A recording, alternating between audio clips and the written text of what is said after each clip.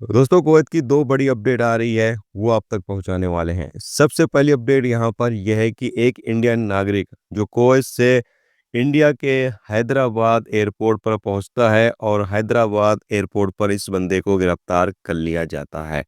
बताया यहाँ पर अपडेट में ये गया है कि ये बंदा अपने साथ 2.37 करोड़ रुपए का सोना लेकर अपने साथ गया था।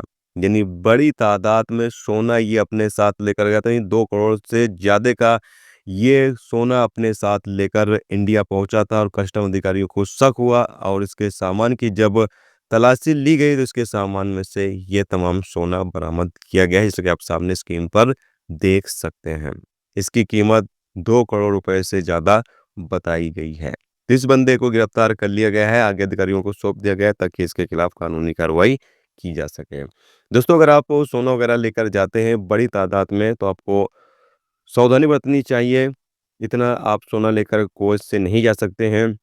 अगर आप लेकर जा रहे हैं तो इसका आप कस्टम ड्यूटी फीस ज़रूर अदा करें ताकि आपका जो सोना है उस सेफ तरीके से आप एयरपोर्ट से निकाल सकें। इसके अलावा अगली अपडेट ये है कि कुवैत ने जब से कुवैत वीज़ा प्लेटफ़ॉर्म लॉन्च किया है तब से लेकर अब तक 2,35,000 से ज़्यादा विज़िट वीज़ा जारी किए जा चुके हैं। यानी अब कुवैत के अंदर बड़ी तादाद में लोग विज़िट वीज़े पर कुवैत आ रहे हैं। जबकि यहाँ पर मिनिस्ट्री की तरफ से वार्निंग भी दी गई है कि विज़िट वीज़े का गलत इस्तेमाल ना किया जाए। यानी अगर आप बंदा कुवैत विज़िट वीज़े पर आ रहा है, घूमने-फिरने के लिए आ रहा है या किसी भी फैमिली वाले आप फैमिली बुला रहे हैं, तो जो विज़िट वीज़ा का रूल्स रेगुलेशंस हैं, उसकी पाबंदी ज़रूर करें।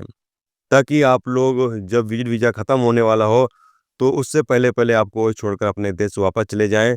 नहीं तो फिर यहाँ पर बताया ये जा रहा है कि अगर आप रूल्स का वायलेशन करते हुए पकड़े जाते हैं, तो फिर आपको कुवैत से फिंगर ब्लॉक करके डिपोर्ट कर दिया जाएगा, यानी आपको फिंगर ब्लॉक करके निकाल दिया जाएगा और दोबारा आप फिर कभी भी कुवैत नहीं आ सकते हैं।